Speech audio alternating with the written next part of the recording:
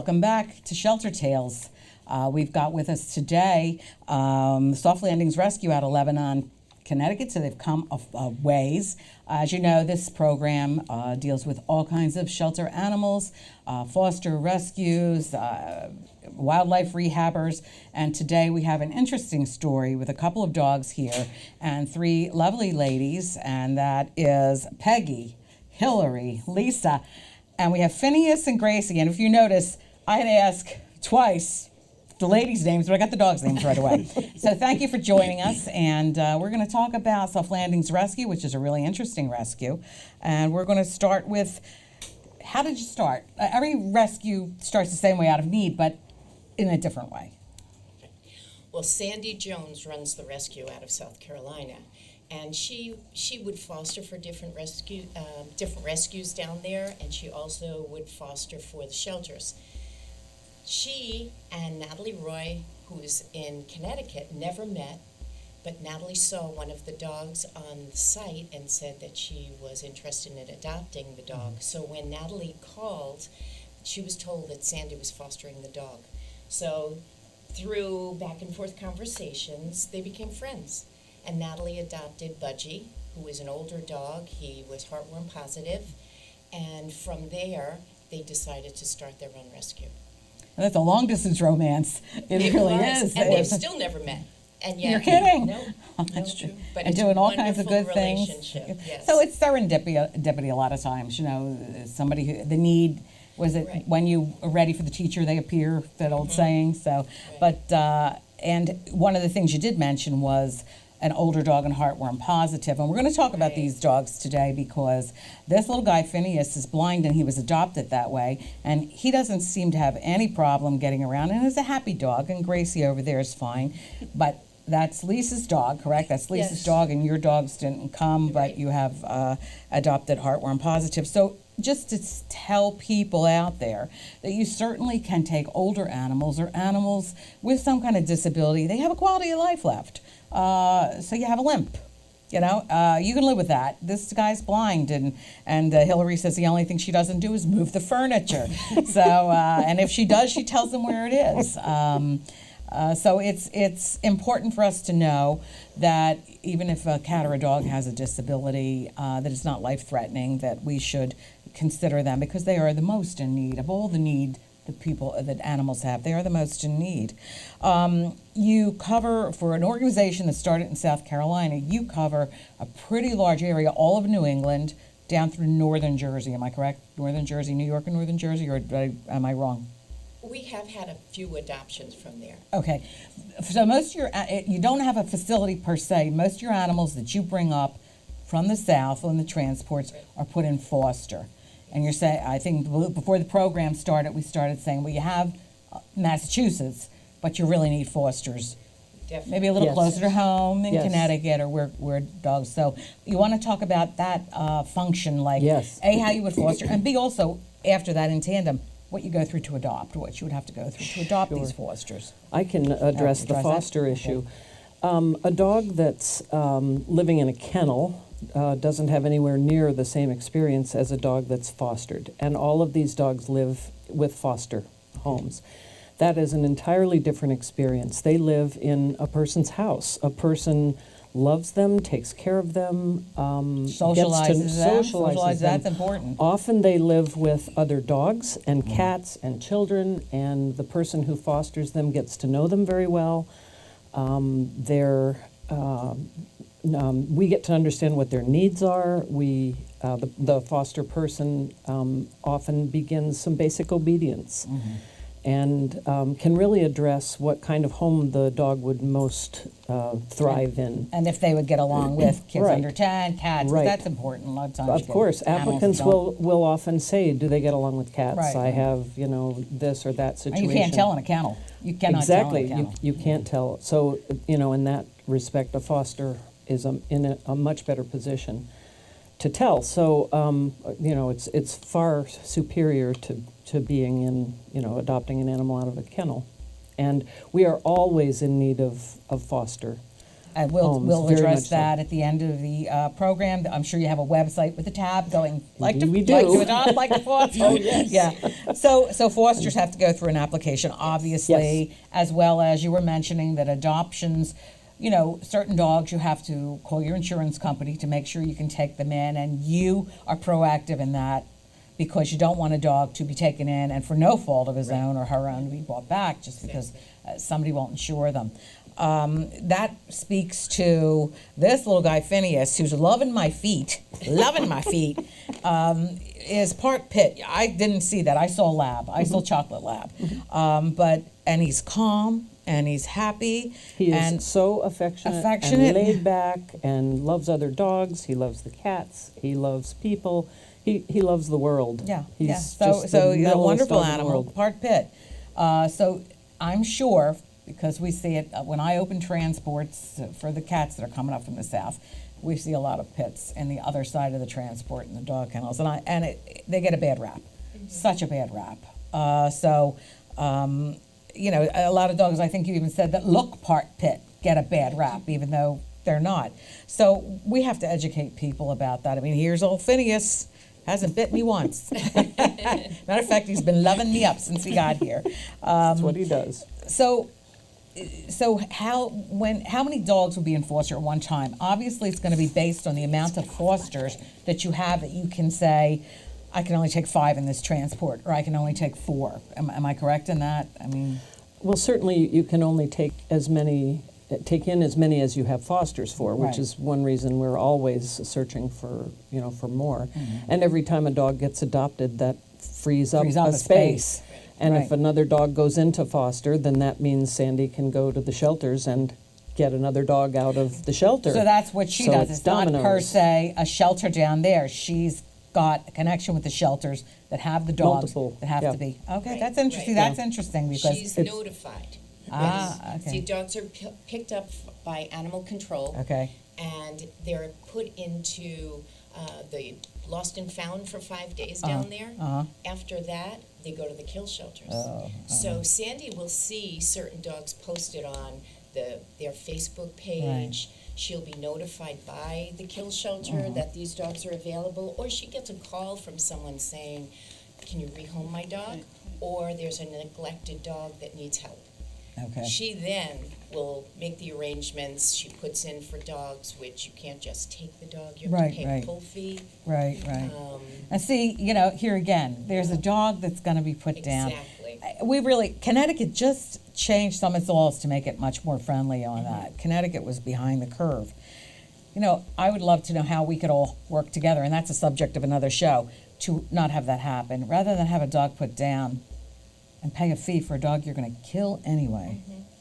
You know, how you can release them. Like, again, that's a subject for another Right. show, but it's, people have to know this when they take dogs or cats and they're not responsible, or they can't take them, that people are paying to rescue these dogs. When the other thing is, and I know because I have experience with the southern shelters, and I go into shelters everywhere I go, and you try to bring a little guy home with me from Sarasota. They wouldn't let me. You know, like, I won't. You know, I have to stop going in shelters, I think. But I go in just to do a little research, a little, say, market research.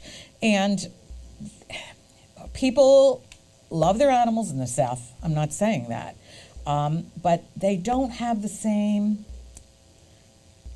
mindset, I want to say, because a lot of animals come from the South. Are they negligent in the trap, release, and neuter? Are they negligent in neuter and spay? And I'm not talking about the shelters. I'm talking about the people themselves that these animals end up in the shelters. Is it because of a different mindset? Like, these are working animals, so I don't have to do anything to them.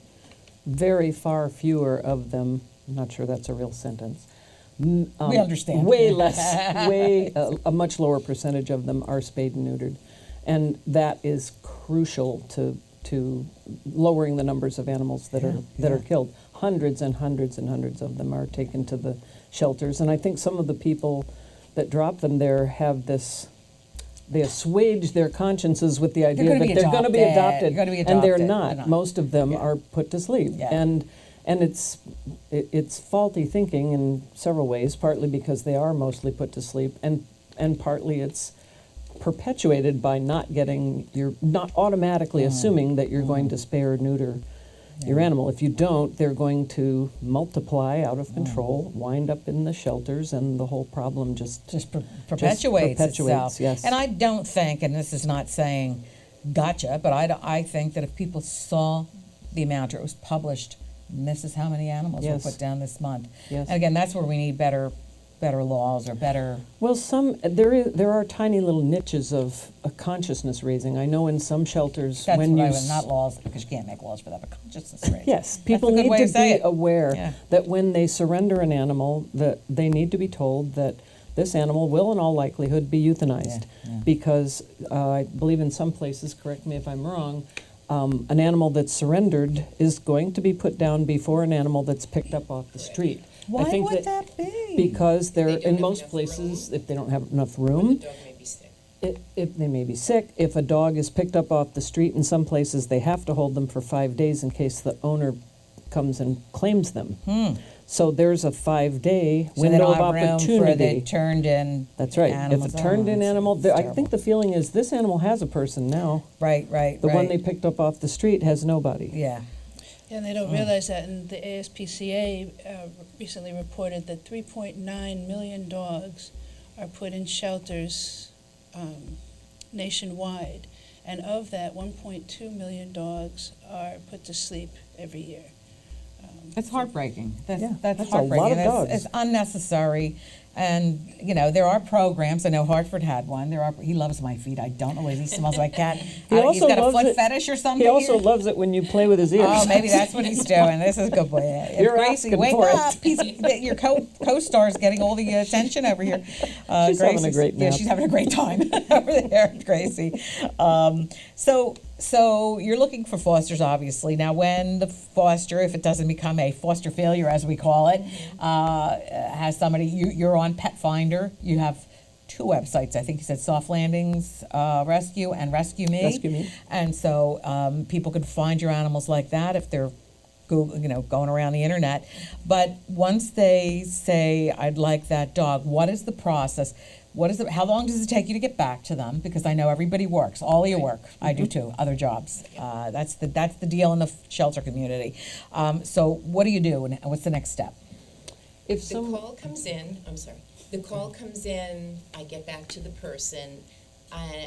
If they want the particulars about the dog, I always direct them to Sandy because she knows everything about every dog. It's amazing. I always say she knows the dogs better than I know my children. And so I will tell them the process. I email them an application. They save it to their computer, fill it out, email it back. It goes directly to Sandy. She does a cursory review of the application and then returns it to me. And then I check references and their veterinary clinics. And it really takes maybe a week. Okay, so that's not bad. That's not Right. bad. And because we all do work, you're saying about 48 hours you would answer a phone call that came in about a particular animal, Right, about 48 right. hours? It's less if it comes from Pet Finders. Okay. I do the Pet Finders email responses, and Okay. I try. I can't say that 100% of them are done this way, but I try to answer the Pet Finders inquiries within 24 hours. Okay, that's good. And because most of them get funneled mostly to Sandy, but once in a while to someone else who's more appropriate to answer a particular question, because I know it's probably going to go to someone else. I know how it is to visualize a Right. dog, and boy, you want that dog, and You don't and if want you somebody don't to get- move on if that's somebody right. hasn't. We've had That's that right. issue sometimes with Because shelters. Yeah. sometimes, well, if they don't answer, you I might want move this on to dog. somebody I want a else. cat this weekend, and I'm going to get Right. it if you don't Oh, right. answer me. Yeah. And to address that too, and like you said, a lot of people are excited and anxious with that, and it can be like the questionnaire is lengthy, but it's important because I've rescued another dog, and from a different organization, and when I rescued Gracie from Sandy, it was night and day, and that's why I had asked to volunteer for Soft Landings because the communication was there. I had questions. This was a dog that was in South Carolina. I didn't know You didn't anything see her? about her. Yeah. Sandy went to great lengths to make sure that I was a good fit for her, Right, as right. well as her a good fit for me. And that's so important, and that takes the time, and so it's a long-term commitment. Yeah, it is a long-term commitment, so filling out an application should not be a problem for anybody in waiting a week. Funnily enough, you said that the only thing you saw Gracie was her back end of her looking in a mirror, Yes, Lisa, that's and the you picture still they put fell up. in love with her back end, and that little back end wiggled all the way in here. Now she's kind of bored. No, she's No, happy. she is. And That's a very contented dog. I know. And then I had asked Very Sandy calm. for more pictures, and she had sent more Yeah, pictures, of course, of Gracie, and then, addressed any questions that I had. And another thing that I think makes us unique is that it doesn't end once the dog is adopted, and we always say that to our adopters. It doesn't end there, and if you go to our Facebook page, you'll see people send in pictures of their So you're dog from communicating Christmas. afterwards It's like a how little it's fitting in family, your or home, here, and yeah. here is Yeah. Sugar going on her first boat ride, and maybe Sugar was adopted a year ago, or we see holiday pictures or updates. So and then we offer if adopters have questions down the road. You might not have that question the day you get your dog, Right.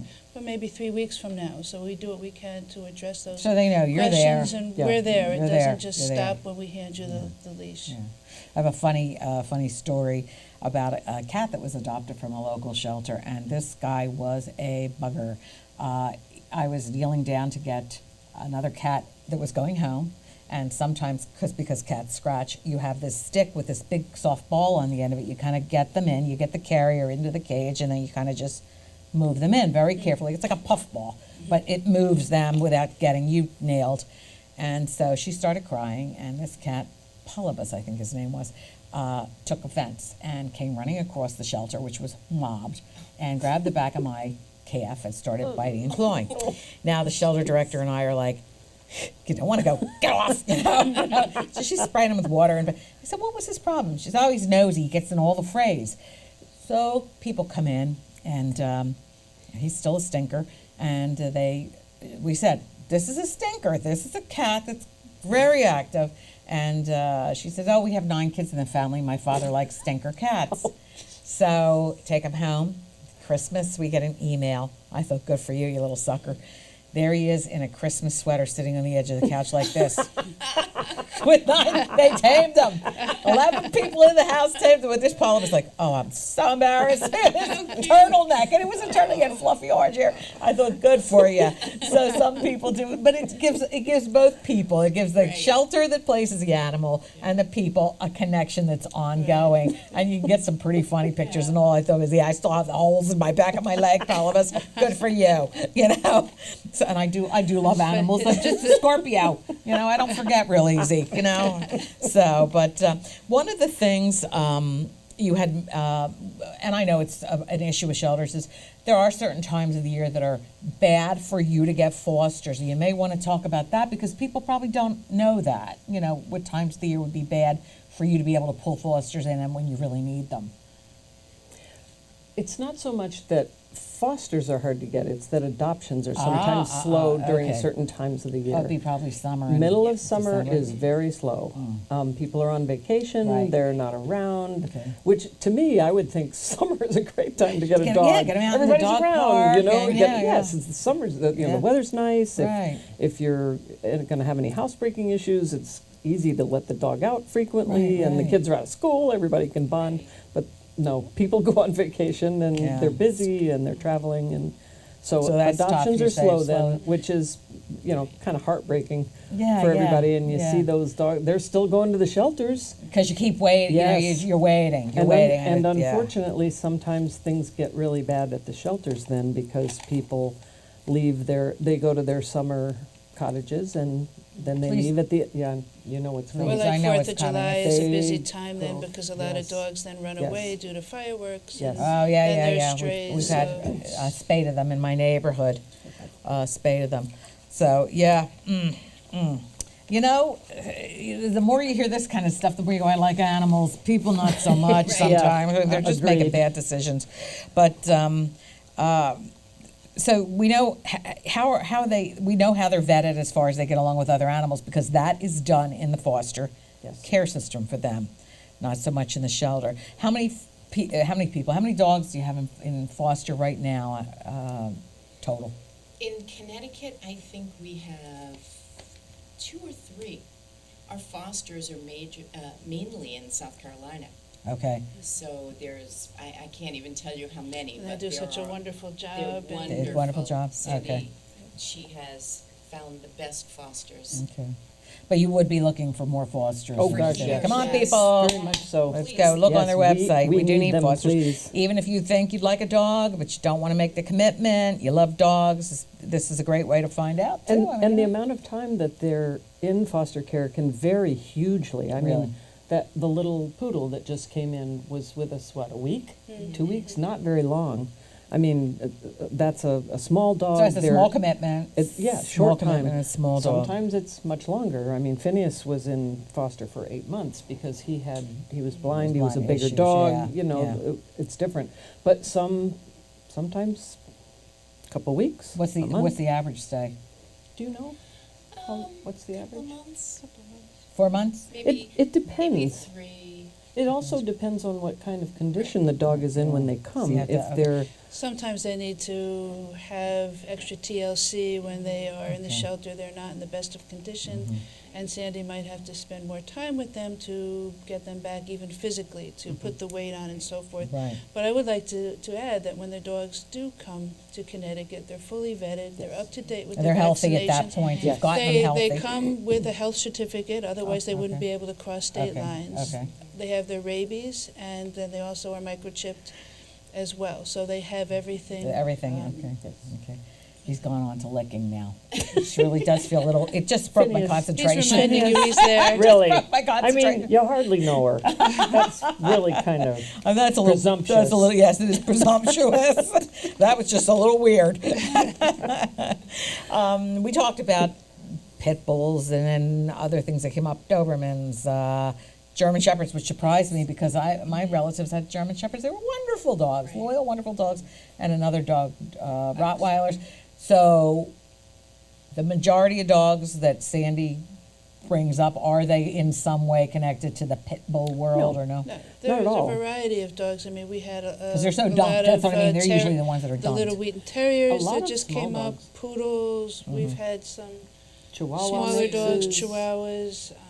So it's just a very beagles, basset hounds. Really? Okay, that's So good. I would say more of the small to medium-sized dogs. Okay, now I'm going to ask you a question because I have somebody that's very interested. She's looking all over for a pug. She just had to put her very old pug to sleep. We have pug mixes Pug sometimes. mixes? Okay, I'll send her over to you because she's really missing that dog. And you Sandy know, could maybe watch for one. And it varies, and that's why our Facebook page, along with our website, is a great place to look, because sometimes Sandy will post pictures of dogs that she recently pulled, so you'll get an idea of who she just while pulled they're from still a down shelter, there while and they're getting still going taken through care the process, of. Yeah. along with what dogs are available in foster care. What I didn't ask is how long has all this been going on for you guys? We are in our 5th year, starting our 5th year. And you're a 501c3. Do you have a 501c3? No, you we're don't. not. You don't have to. No, I'm not just. at this time. Yeah, a lot No, of we're people not. do because you don't have a physical location Right. here. Correct. Yeah.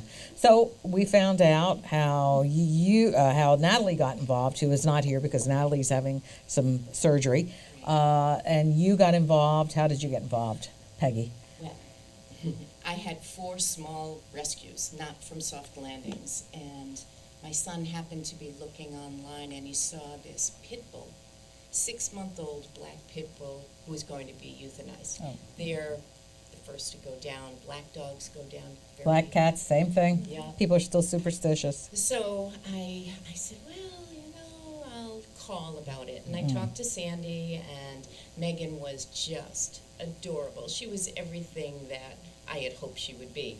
And my concern was that she would eat my 4 small dogs. How big was she at the time? She was just a baby. How She big? was 6 months, but she was a big girl. She was a big dog, Yeah. big girl. Okay. So anyway, I met her after I adopted her, brought her home, and she's been with me 3 years. And then my daughter adopted from Sandy. It was just like the best experience, and I Really? wanted more of that experience. So do you still have 5 dogs, or I have 5 dogs. you still have 5 dogs? So obviously she hasn't scarfed Right. any up Right. as a protein. That's Right. good. Yeah, I mean, again, it's the presumption. It's Right. always the presumption. So you've got 5 dogs and you're totally happy. And now you've got Gracie. How did you get involved with the organization? I'm the same way. I had seen Gracie. We were looking for a second beagle, and we saw Gracie on Rescue Me, and then that's when I'd spoken to Sandy. And as Peggy said, it was such a great experience. And as I said earlier, it was like night and day from another organization that I worked with that I wanted to be part of it. It was just something that, especially with so many dogs in shelters and being put to sleep, I wanted to be part of something positive. And it's been wonderful, and it doesn't get old. One of the things that I do is I take pictures at the transports, and it is just something when these dogs come off of the transport and they meet their new family for the first They're time. so happy to It's- get off those trucks. It's aren't like they? it's like a hallmark moment. It's Yeah, like yeah, they yeah, know, yeah. oh, you're So my your people families now. meet the transport. Your families will be there to meet the The transports in families, some and then we are always there. There's always That's- people from that's- Soft Landings, and my that's sister-in-law nice. recently adopted a dog through Soft Landing. So we're always there, Right. and then to make sure that everything That's very is nice. fine. Very They nice. know who we are, how to Yeah. get in touch with us. Yeah, Right. very nice. Because a lot of the times I've seen the transports where there's, like I said, the dogs are on one side, the cats are on the other. Dogs are shivering, cats are being witchy because they really don't want to be there with the dogs. But there's nobody to greet them except the people at the shelter. Like we take them in, and then the dog transports head up to New Hampshire, Vermont, wherever. So that is different. That is really nice to have the organization and the family stand there at the transport to Right. meet them. And we What a review comfort. all the paperwork to make sure that everything's in order as far as their health certificate and medical information. Then we just go over, answer any questions that they might have. And Natalie's always there with her organic treats for the dogs and so forth to go around. She's the treat lady. So, it again, I think it continues with the process of the communication, the connection, that we make. And then the fosters are always excited to see the pictures of who the dogs are going to be within their new family. Right, So right. they know then. that- What percentage are foster failures, we call them, or fosters forever? I hate to use a failure My word, but sister. you're, obviously Sister you was too, one. I think. Well, I you said didn't it, Hillary? foster him. I knew I was Oh, going you knew you were going to take him. Lisa, did you know you were going to take her? Or There did have you? been, I knew that we Yeah, were yeah, going to okay. take her. I did Okay. foster another, and had she not been a female, she would have been with us Right, because we right. already had two females, so females. we were looking then for another male. But yeah, they're great dogs. I'm a failure. You're a failure. I'm a failure too. That's okay. That's okay. I guess we should call them foster forevers instead of right, failures. right, It sounds right. negative. Failure. But do you have, like every other organization, I'm sure you rely on fundraisers. So do you have any upcoming, or is there a donation button at your Facebook or your website page? Everybody in this world needs funding. Sandy has recently started doing an auction page on Facebook.